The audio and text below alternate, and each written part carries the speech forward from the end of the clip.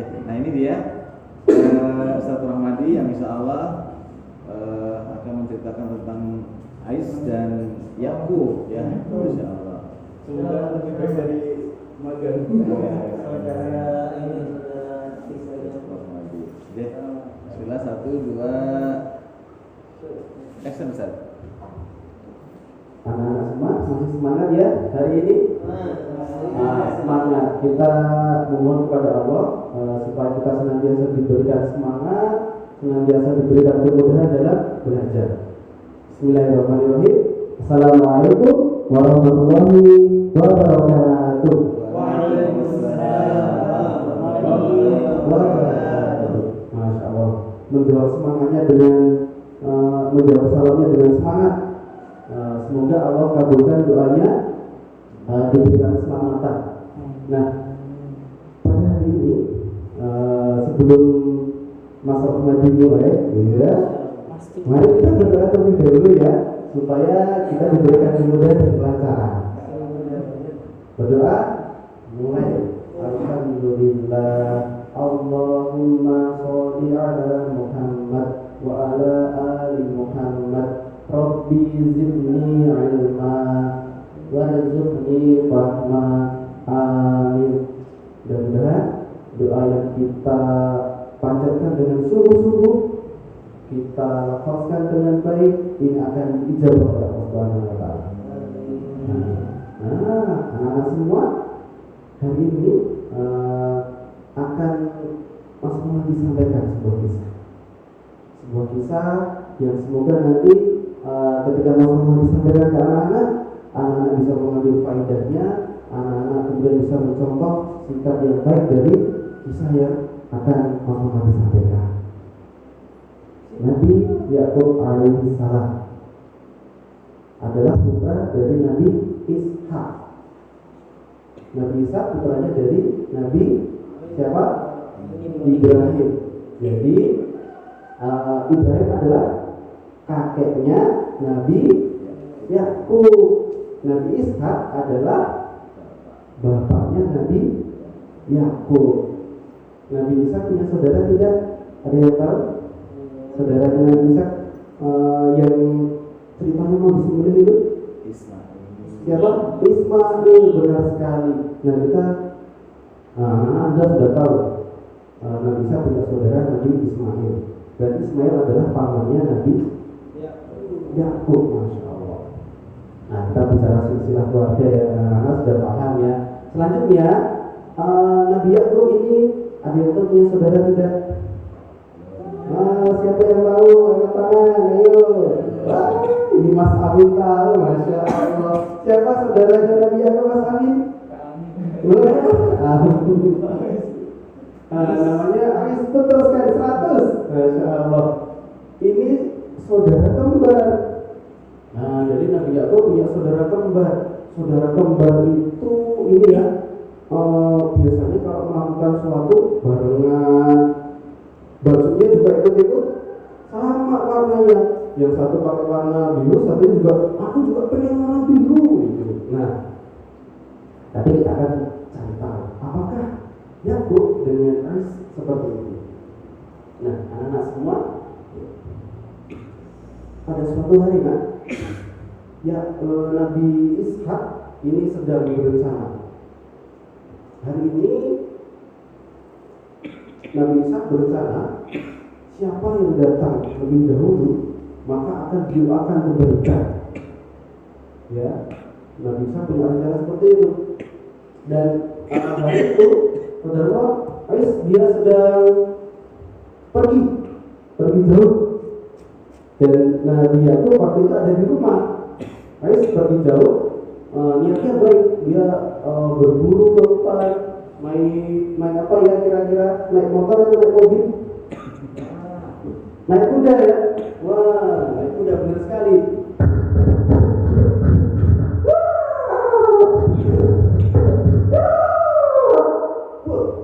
Kencang kudanya, lari, kencang, lihat di depan, sepertinya di sana ada buruan, besar sekali burunya, dagingnya banyak ini. Langsung dikeluarkan anak panahnya, ditarik panjang sampai lurus, dilepas anak panahnya, tapi kena. Kemudian buruannya dibawa pulang oleh Ais, disiapkan, dimasak yang lezat. Wah, ini Masya Allah, ini laki-laki tapi pintar masak juga ini ya. Nah, kita juga harus contoh ya, Mas Amin, Mas Fauzan juga harus bisa masak. Jangan masak ayam saja, masak yang nasi goreng, masak telur, nah masak sayur, gitu ya. Bisa kita contoh. Nah, di rumah Nana ternyata Yakub sudah menyiapkan lebih dulu. Yakub sudah masak. Wah, Nabi Yakub juga pintar masak ini. Wah, dua saudara kembar ini ternyata pintar masak ya. Yakub masak masakan yang lezat, masakan kesukaan ayahnya Nabi Ishak. Masak yang lezat kesukaan ayahnya, matang dulu, dibawa ke Nabi Ishak, dihidangkan. Wahai ayah, hari ini aku membawakan hidangan untuk ayah. Semoga ayah senang, semoga ayah ridho dengan aku yang aku berikan kepada ayah. Diterima dengan senang oleh ayahnya. Karena apa? Nabi Yakub memberikan hadiahnya, memberikan makanan dengan kesungguhan, dengan ketulusan, dengan rasa cintanya dia kepada ayahnya. Diterima oleh Nabi Ishak, dan Nabi Ishak doakan supaya apa? Keturunan Nabi Yakub banyak, kemudian diberikan rezeki yang melimpah, dan juga Nabi Yakub bisa menjadi pemimpin bagi saudara-saudaranya dan bagi keturunan-keturunannya. Nah, waktu itu Ais yang dia sudah selesai masak dia bawa makanannya ke ayahnya, tapi dia lihat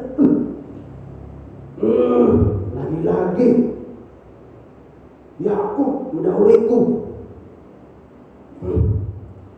Ini selalu mengganggu saja ini.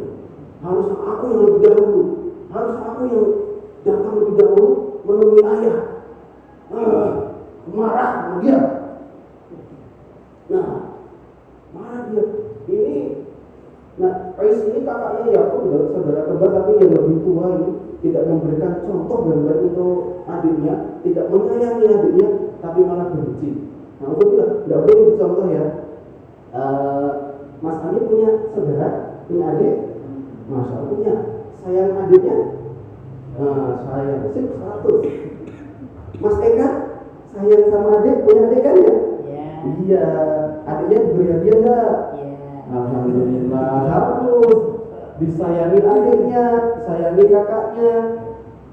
Dengan saudara kita harus berlaku yang makruf, yang baik. Nah, kemudian Mas Rahmadi lanjutkan tadi, Nabi Ishak tadi sudah mendoakan Nabi Yakub. Kemudian Ais datang, walaupun terlambat, marah-marah gitu, dia tetap diberikan ke ayahnya. Sudah matang, sudah capek-capek, diberikan. Kemudian Nabi Ishak ini adalah ayah yang baik hati, tidak membeda-bedakan kasih sayangnya kepada anak-anaknya.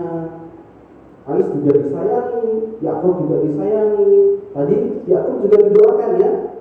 Nah, demikian juga Ais ketika sudah datang ke ayahnya, diberikan hadiah makanan untuk ayahnya. Ais juga didoakan oleh Nabi Ishak. Nah, ini terusnya aja nih yang nggak baik sikapnya, tercela gitu. Ayahnya sama Yakub juga baik, sama dirinya juga baik, tapi dianya itu pengennya semuanya buat aku saja. Yakub bagus lah gitu. Nah, ini tidak bagus, tidak boleh ya seperti itu. Nah, tadi Ais dia berencana untuk mencelakakannya. Yakub, tunggu, kamu akan aku celakai. Lihat saja. Nah, ayahnya tahu, ibunya tahu, khawatir lah. Ayah yang sangat menyayangi anaknya kemudian khawatir. Ya Allah, ini gimana ini? Anakku tidak akur.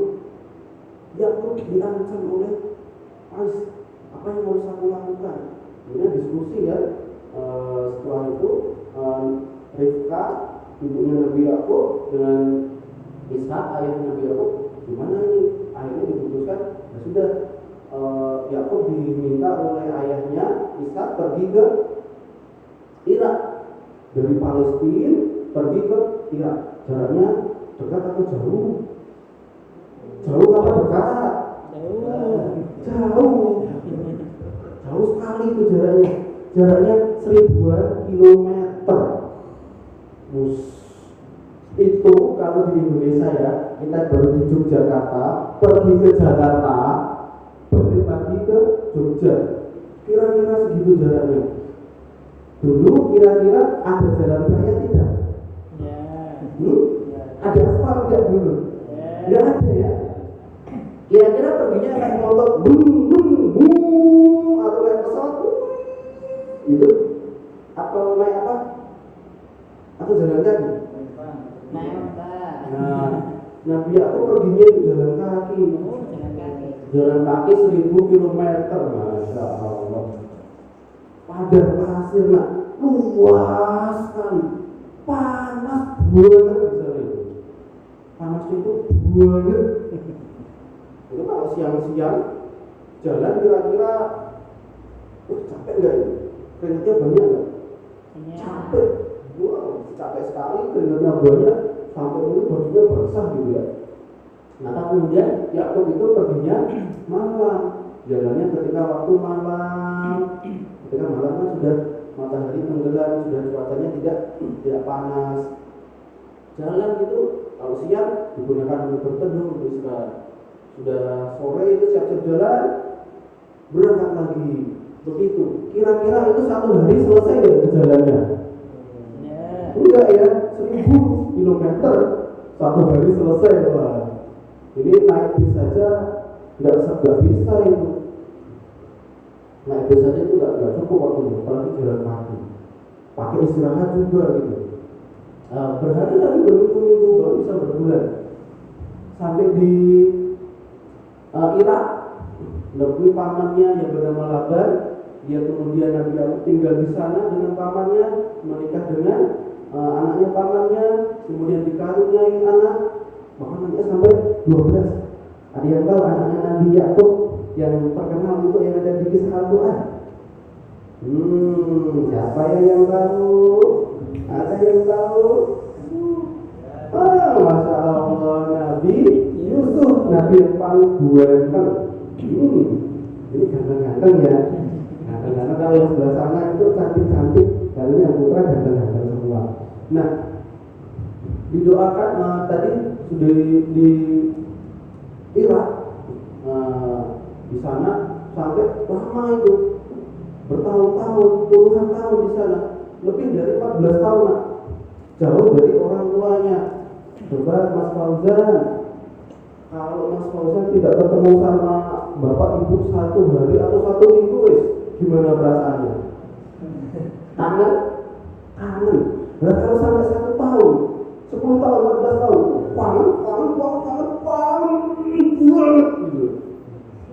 14 tahun gak ketemu sama bapak, gak ketemu sama ibu, gak ketemu sama saudara. Nabi Yakub itu walaupun disakiti sama saudaranya, dia sayang sama Ais. Dia cinta dengan saudaranya. Maka dia 14 tahun di Irak senantiasa berdoa agar apa? Agar Allah berikan petunjuk kepada saudaranya, agar saudaranya ini bertobat. Nah, anak-anak setiap hari berdoa, setiap hari mendoakan saudaranya dengan doa yang sungguh-sungguh, maka pasti akan Allah kabulkan. Allah suka usaha yang sungguh-sungguh. Allah suka hati yang ikhlas, doanya ikhlas, usahanya sungguh-sungguh, maka pasti Allah kabulkan. Kemudian setelah 14 tahun lebih, Nabi Yakub tinggal di Irak, dia jadi punya harta yang banyak. Karena tadi ya, doa dari Nabi Ishak agar Nabi Yakub ini punya keturunan yang banyak.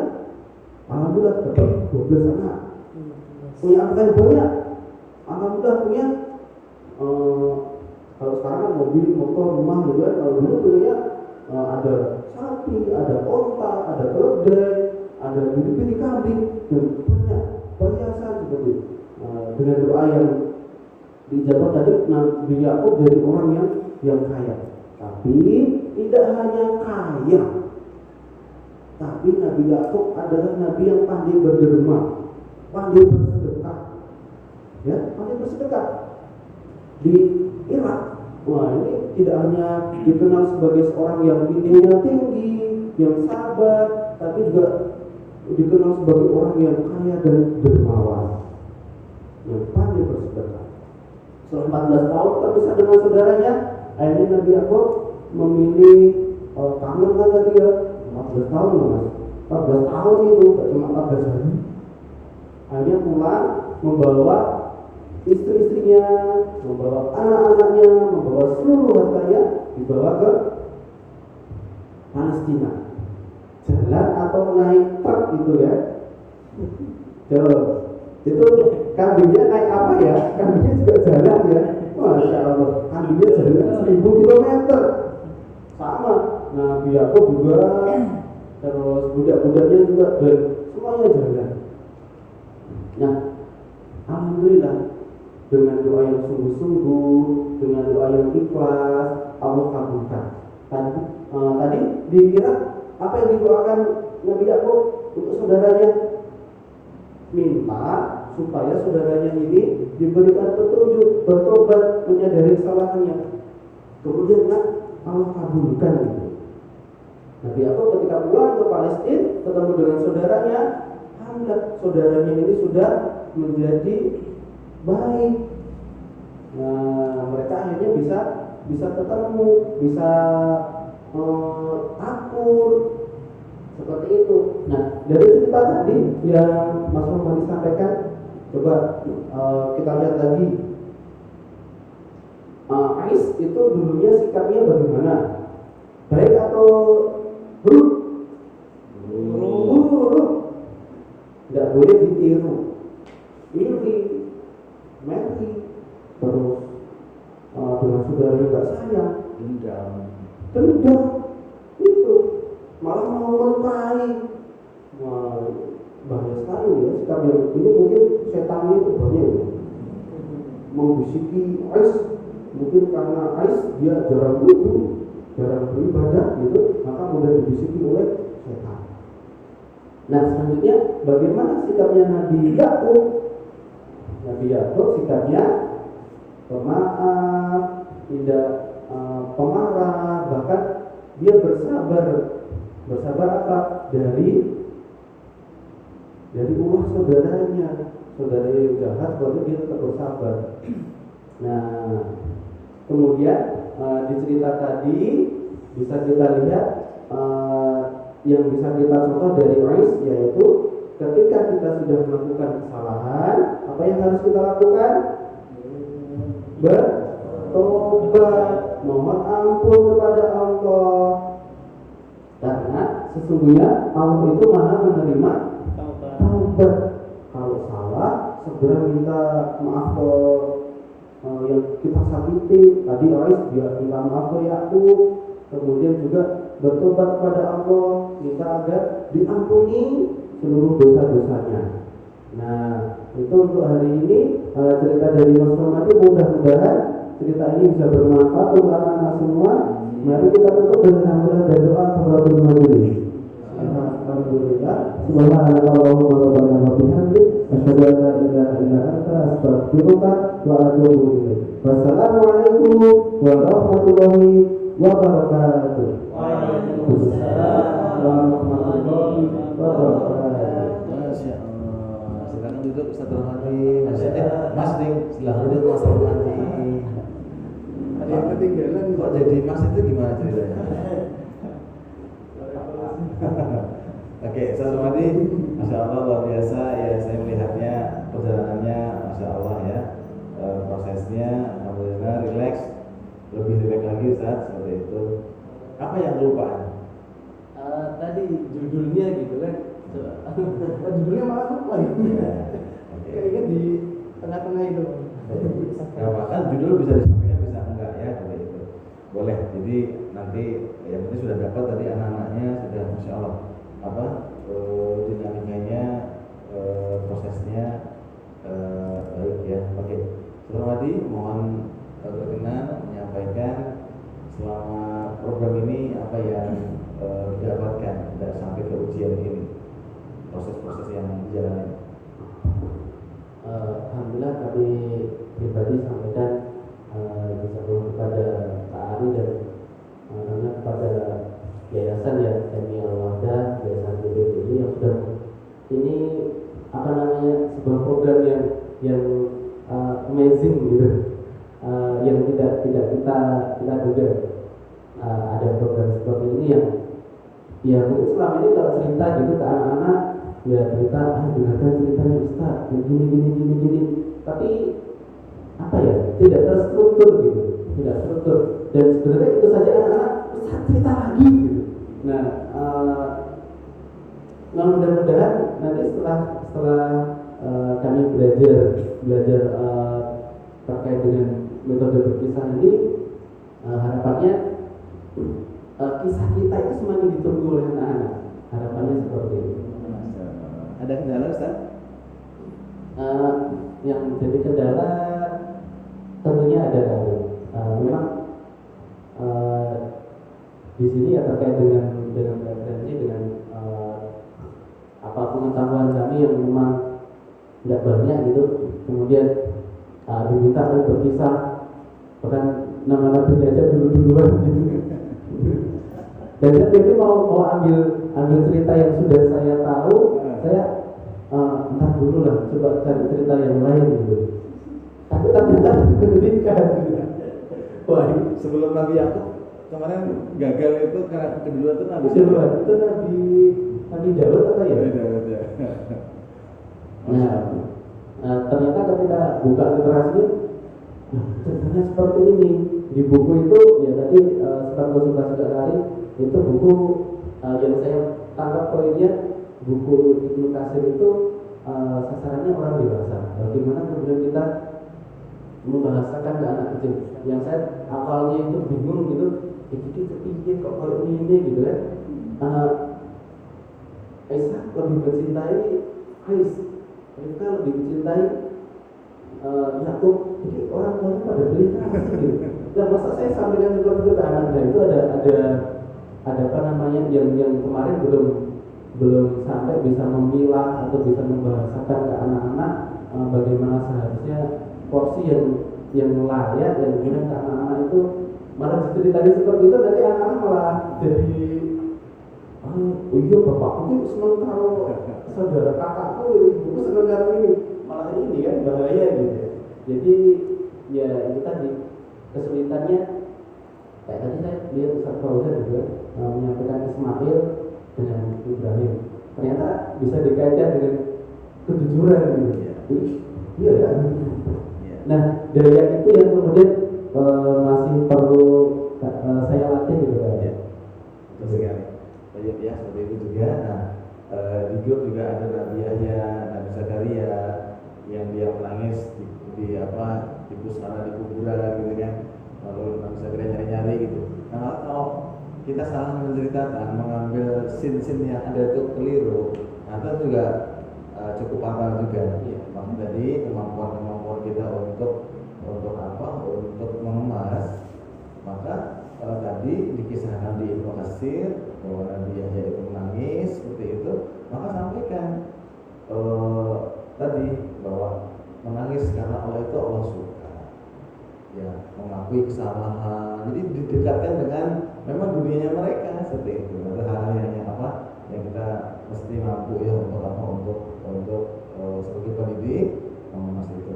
Jadi alhamdulillah, masya Allah, Ustaz Rahmadi, barakallahu fiik atas persembahannya, dan kita bisa menikmatinya.